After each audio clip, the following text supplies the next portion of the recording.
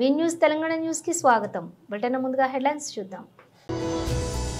Party PAC సభ్యుడు శ్రీ షేక్ ఆసిఫ్ విలేకరుల సమావేశం తాడేపల్లిలోని పార్టీ కేంద్ర కార్యాలయంలో జరుగుతుంది.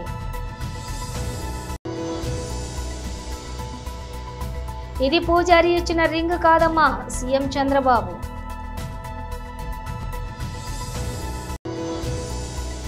శాసనమండలి మీడియా పాయింట్ వద్ద మాట్లాడుతున్న బీఆర్ఎస్ ఎమ్మెల్సీలు.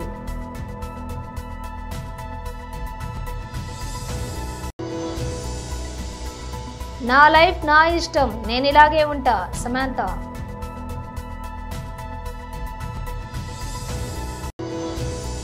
మత సామరస్యానికి ప్రతీక ఇఫ్తార్ విందు, మాజీ ఎమ్మెల్యే.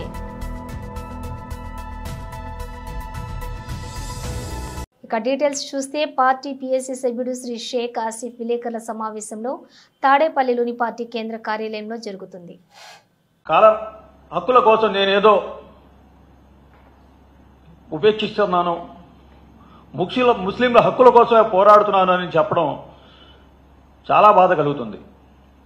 కానీ ఈరోజు ముస్లిం సమాజం మొత్తం వ్యతిరేకిస్తున్న ఈ బిల్లుని చంద్రబాబు నాయుడు గారు రాష్ట్రంలో ఒక మాట, అదే పార్లమెంట్లో ఇంకో మాట, ఈ రెండు నాలుగల ధోరణిని ఈ రాష్ట్ర ప్రజలందరూ, ముఖ్యంగా ముస్లిం ప్రజలందరూ గ్రహిస్తున్నారు. అదే వైఎస్ఆర్ కాంగ్రెస్ పార్టీ హయాంలో ఒక్క సవరణ బిల్లును వ్యతిరేకించడమే కాదు, ఈ బిల్లుపై ఏర్పాటైన జాయింట్ పార్లమెంట్ కమిటీ క్షేత్రస్థాయి పర్యటనకు వచ్చినప్పుడు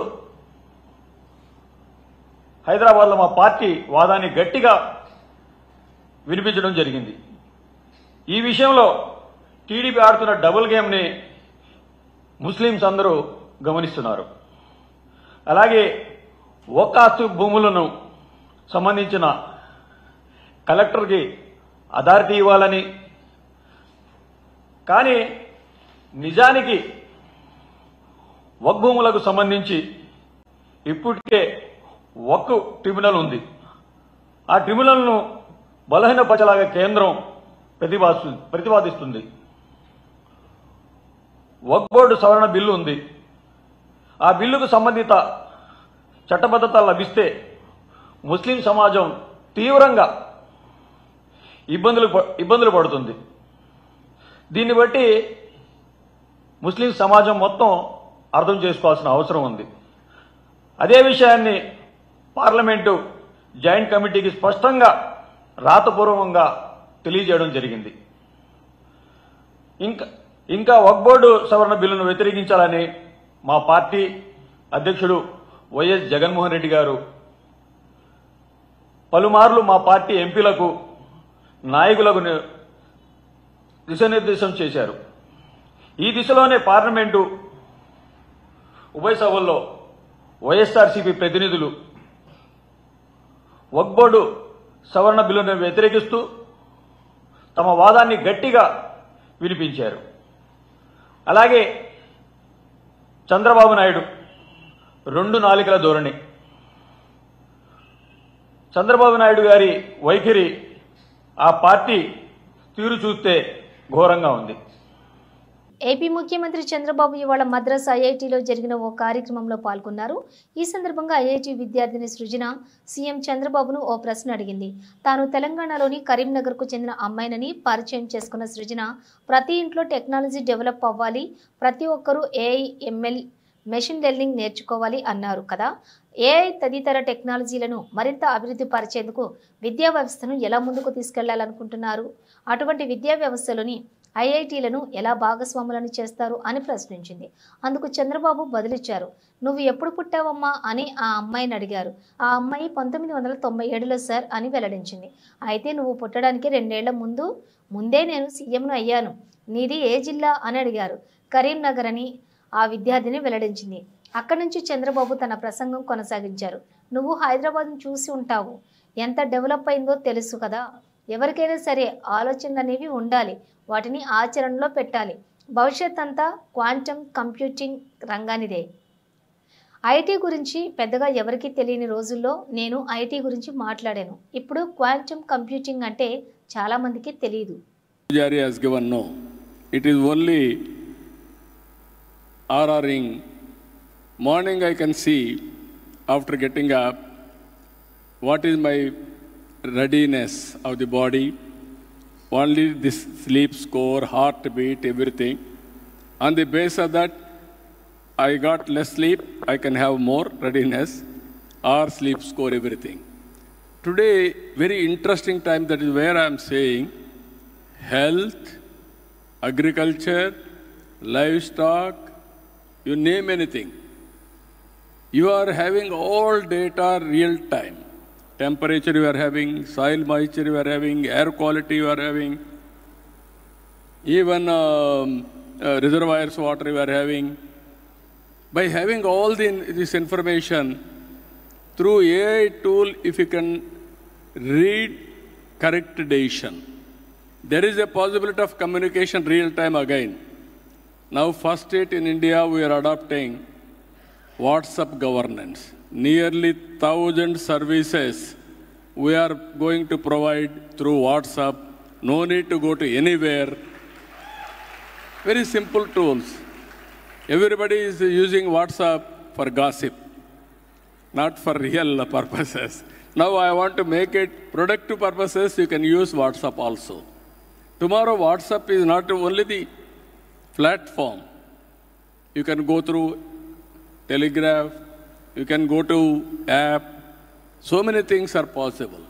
That means how to provide real-time knowledge and also which are all actionable for your productivity enhancement. That is the reality. We will do all these things. You follow Andhra also. What is happening? You are all youngsters. We have to work together. Thank you. Thank you. Thank you. We will not have any more questions right now. As we conclude this event, it is our privilege to express our gratitude to our Honorable Chief Minister Sri Chandrababu Naidu Garu for gracing us with their presence and for inspiring words they shared with us. Now I request our director, sir, to kindly present a small token of appreciation to Honorable Chief Minister Sri Chandrababu Naidu Garu as a gesture of our respect and gratitude.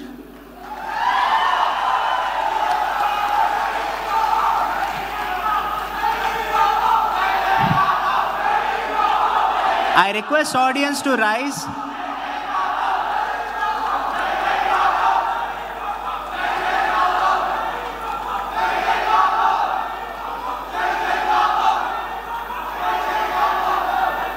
శాసన మండలి media point వద్ద మాట్లాడుతున్న BRS ఎమ్మెల్సీలు.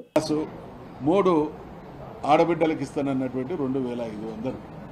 ఈ gas కానీ తర్వాత ఉచిత bus కానీ చాలా తక్కువ ఖర్చుతో కూడుకున్నాయి. వాళ్ళు ఈ రాష్ట్రంలో 90 లక్షల కుటుంబాలు పేదరికానికి దిగువన ఉన్నాయి అనంటే 90 లక్షల మంది అర్హులైనటువంటి మహిళలు ఉన్నట్టు ప్రభుత్వమే ఒప్పుకుంటా ఉన్నది. ఈ 90 లక్షల మంది మా మహిళా ఆడబిడ్డలకు వీళ్ళ 15 మాసాల పాలనా కాలంలో 37,500 రూపాయలు బాకీ పడ్డారు ఒక్కొక్క ఆడబిడ్డకు. మరి 37,500 రూపాయల స్కీమ్ అమలుగాక 3,000 ఇచ్చినటువంటి 2 అమలు చేసి మేము మహాలక్ష్మి అమలు చేసినామని అంటా ఉన్నారు. ఇది ద్రోహం, ఇది దుర్మార్గం, ఇది అన్యాయం. అంటే బయట మాట్లాడినటువంటి మాట కంటే రెట్టింపుతోని ఇక్కడ మాట్లాడేటువంటి ప్రయత్నం చేసిళ్ళు అనంటే శాసన మండలి హుందాతనాన్ని, చట్టసభల విశ్వసనీయతను ప్రహసనంగా మార్చడం అనేది కాంగ్రెస్ పార్టీకే చెల్లింది. వీళ్ళు పదే చెప్పేటువంటి మాట గత ప్రభుత్వం అప్పులు చేసింది. ఈ అప్పుల విషయంలో కూడా వివరంగా మా గౌరవ సభ్యురాలు కవిత గారు వివరణిస్తారు. మేము చేసినటువంటి అప్పులు 2 రకాలు. ఒకటి సంపద సృష్టించేటువంటి అప్పులు, 2 నిరర్ధక అప్పులు. కేసీఆర్ గారు ఆ రోజు తెలంగాణ రాష్ట్రాన్ని సాధించినటువంటి తొలినాళ్లలో ఉన్నటువంటి పరిస్థితులు ఒక్క కేసీఆర్ గారికే మాత్రం సాధ్యమైంది ఆ సమస్యల్ని పరిష్కరించడం, ఇచ్చినటువంటి హామీలను నిలబెట్టడం. బహుశా ఈ దేశంలో అటువంటి పరిస్థితులలో రాష్ట్ర ముఖ్యమంత్రి ఎవరైనా కూడా చేతులు ఎత్తేస్తారు. కానీ ఆయనకు నిబద్ధత, చిత్తశుద్ధి, సమస్యల పట్ల సంపూర్ణమైనటువంటి అవగాహన, నా ప్రజలకు నేను ఇచ్చినటువంటి హామీలు అమలు చేయాలన్నటువంటి ఆ కసి ఉన్నది కాబట్టి అమలు చేయగలిగిండు. అందుకనే చేసిన అప్పుల నుండి బ్రహ్మాండంగా సంపద సృష్టించిండు. ఆ సృష్టించబడ్డ సంపద పేదలకు పంచిండు. వీళ్ళు ఏమన్నారు, ఎన్నికల మేనిఫెస్టోలో చెప్పిళ్ళు, మొదటి బడ్జెట్లో చెప్పిళ్ళు. వాళ్ళు చెప్పినటువంటి మాటలు, వాళ్ళు అన్నటువంటి మాటల్నే మళ్ళీ ఒకసారి నేను రీట్రేట్ చేస్తా ఉన్నా. వాళ్ళన్న మాట ఏంటంటే, గత ప్రభుత్వం చేసినటువంటి తప్పులు తెలుసు, అప్పులు తెలుసు, మాకు సుదీర్ఘమైనటువంటి పాలన అనుభవం ఉన్నది, ఈ దేశాన్ని పాలించినటువంటి అనుభవం ఉన్నటువంటి పార్టీగా మళ్ళీ మేము చెప్తున్నాం, ఇచ్చినటువంటి ప్రతి హామీని అమలు చేసి చూపిస్తామనేటువంటి మాట మాట్లాడి ఇవాళ సంపద సృష్టించేటువంటి కనీస సోయి లేక ఎదుటి వాళ్ళ మీద దుమ్మెత్తి పోసి చేయని అప్పులను కూడా చేసినట్టుగా చిత్రీకరించి ప్రభుత్వాలు నడిపేటువంటి క్రమంలో కొన్ని వర్గాలకు కొన్ని బకాయిలు పెండింగ్ బిల్స్ ఉంటాయి. ఆ బిల్స్ను కూడా నిన్న ఇవాళ మళ్ళీ కొత్త కోణం ఎత్తుకున్నారు. 7 లక్షలు కాదు 8 లక్షలు పాత అప్పుల బిల్లుల పేమెంట్ కూడా అప్పులుగా చూపించేటువంటి నిర్వాకానికి ఒడిగడుతున్నారు అని అంటే, ఇచ్చినటువంటి హామీలను నిలబెట్టేటువంటి నైతికత లేక, ఇచ్చినటువంటి హామీలను నిలబెట్టేటువంటి ఆ సంపద సృష్టించేటువంటి మార్గాలను వెతికి పుచ్చుకోక అన్ని రకాల వైఫల్యాలను. ప్రముఖ నటి సమంత ఆస్ట్రేలియాలో సిడ్నీ నగరంలోని సందడి చేస్తున్నారు. అక్కడ జరుగుతున్న భారతీయ చలనచిత్రోత్సవంలో ఆమె పాల్గొన్నారు. ఈ సందర్భంగా ఆమె చేసిన వ్యాఖ్యలు సోషల్ మీడియాలో వైరల్ అవుతున్నాయి. సమంత తన జీవిత దృక్పథం గురించి కొన్ని వ్యాఖ్యలు చేశారు. సక్సెస్ అంటే కేవలం గెలవడం మాత్రమే కాదని, ప్రయత్నించడం కూడా విజయానికి ముఖ్యమని సమంత అన్నారు. తనకు నచ్చినట్లు జీవించడమే నిజమైన సక్సెస్ అని ఆమె అభిప్రాయపడ్డారు. అవార్డులు రివార్డులు మాత్రమే సక్సెస్ కాదని ఆమె స్పష్టం చేశారు. నా జీవితంలో నాకు నచ్చినట్లు బ్రతకాలని అనుకుంటాను. నియమ నిబంధనలు నాకు నచ్చవు. నాకు ఇష్టమైన రంగంలో రాణించాలన్నదే నా కోరిక. ఆడపిల్ల కాబట్టి ఇది చేయకూడదు, అది చేయకూడదు అని ఆంక్షలు విధిస్తే నాకు నచ్చదు. జీవితంలో అన్ని రకాల పాత్రలు పోషించి ప్రేక్షకులను మెప్పించాలనేదే నా లక్ష్యం అని సమంత అన్నారు. సిడ్నీ పర్యటన సందర్భంగా అక్కడ యువతతో ఆమె ముచ్చటించారు. దేవరకద్ర పవిత్ర రంజాన్ మాసం ఉపవాస దీక్షలో ఉండే ముస్లిం సోదరుల కోసం ఏర్పాటు చేసే ఇఫ్తార్ విందు ఆత్మీయత, మత సామరస్యానికి ప్రతీక అని దేవరకద్ర మాజీ ఎమ్మెల్యే ఆల వెంకటేశ్వరరెడ్డి అన్నారు. కౌకుంట్ల మండల కేంద్రంలోని జామియా మస్జిద్ సదర్ సాబ్ షేక్ అబ్దుల్ జాగీర్ ఆధ్వర్యంలో ఏర్పాటు చేసిన ఇఫ్తార్ విందులో ఆయన ముఖ్య అతిథిగా పాల్గొన్నారు. సామూహిక నమాజ్ అనంతరం ఉపవాస దీక్ష చేపట్టిన ముస్లిం సోదరులకు ఫలహారాలు తినిపించి ఉపవాస దీక్ష విరమింపచేశారు.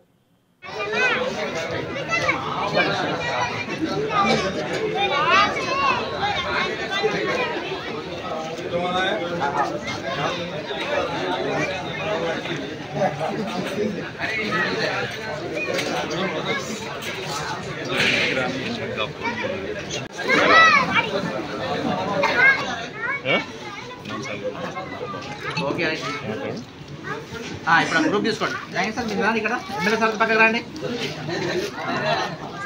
Ready.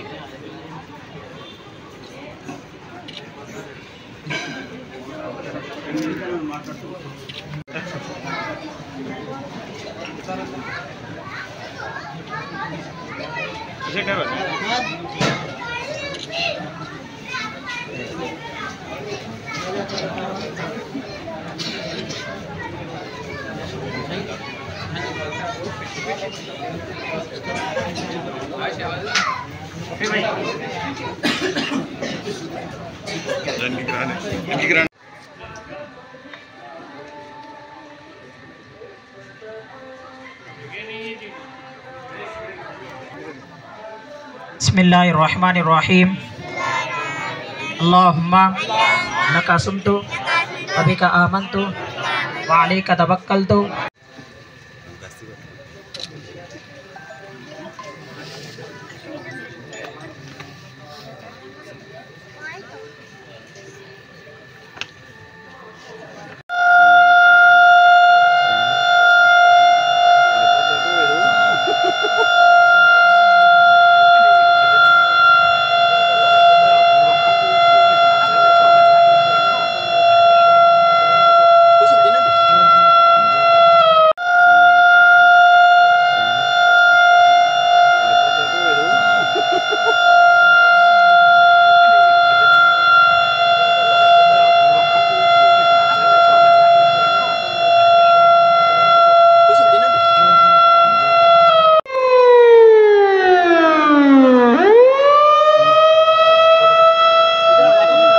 Ramagundam commissioner of police Amber Kishore Jha, Mancherial DCP A Bhaskar IPS ఉత్తర్వుల మేరకు Bellampalli ACP Ravikumar, Tandur circle inspector Kumaraswamy ఆదేశాలతోటి తాండూర్ పోలీస్ స్టేషన్ పరిధిలో గోపాల్ నగర్ గ్రామంలో నకిలీ పత్తి విత్తనాలపై పోలీస్ వ్యవసాయ శాఖ సంయుక్త ఆధ్వర్యంలో అక్కడి రైతులకు అవగాహన కల్పించడం జరిగింది.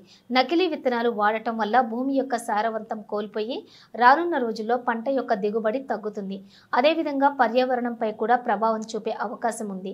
కౌలు రైతులు కూడా ఈ నకిలీ విత్తనాలను వాడటం వల్ల భూసారం దెబ్బతింటుందని, ఈ నకిలీ విత్తనాలు వాడటం వల్ల 2-3 క్వింటాళ్లు అధిక లాభం వస్తుందని ఆశపడితే పంట నష్టపోయిన తర్వాత కూడా మీకు ప్రభుత్వం నుండి ఎలాంటి నష్టపరిహారం వాటిల్లదు.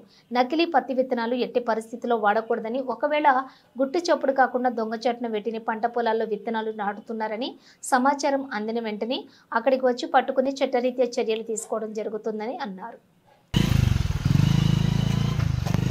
వాడొద్దు అని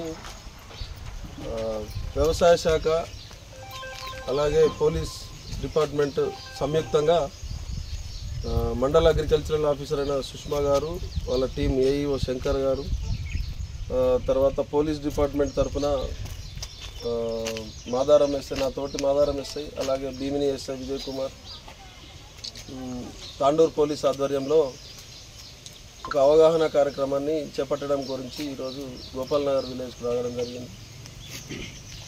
ఇటు పోలీస్ శాఖ అయినా కూడా అలాగే వ్యవసాయ శాఖ అయినా మా అందరికీ మేము చేసేది ఏంటంటే ప్రజలకి సూచన, నకిలీ పత్తి విత్తనాలు వాడద్దు.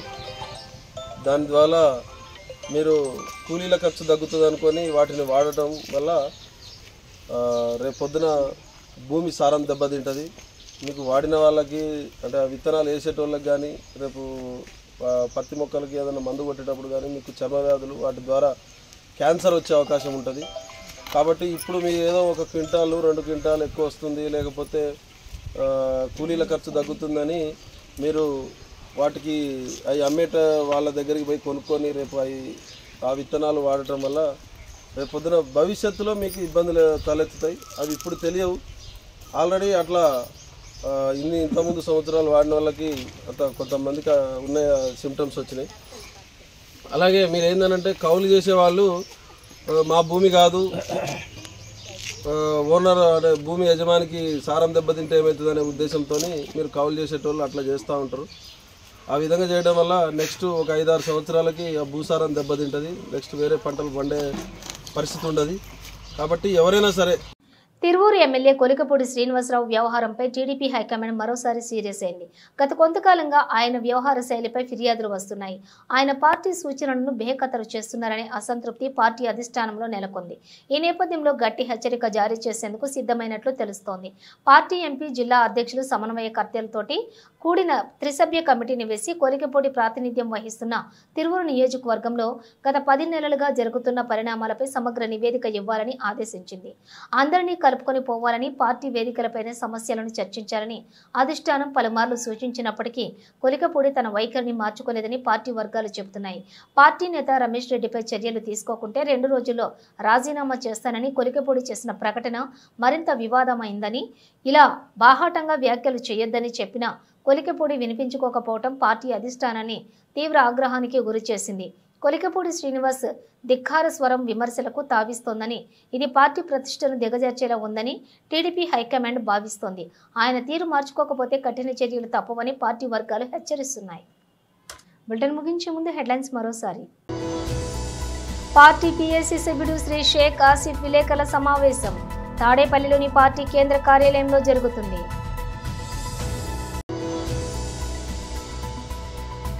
ఇది పూజారి ఇచ్చిన రింగ్ కాదమ్మా, సీఎం చంద్రబాబు.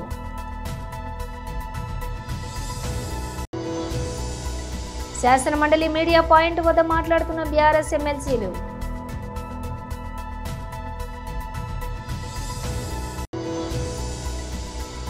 నా లైఫ్ నా ఇష్టం, నేను ఇలాగే ఉంటా, సమంత.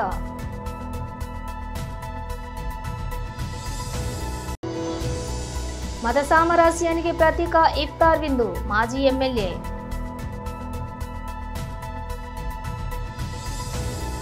ఇవి బులెటిన్ విశేషాలు. మరో బులెటిన్తో మళ్ళీ కలుద్దాం.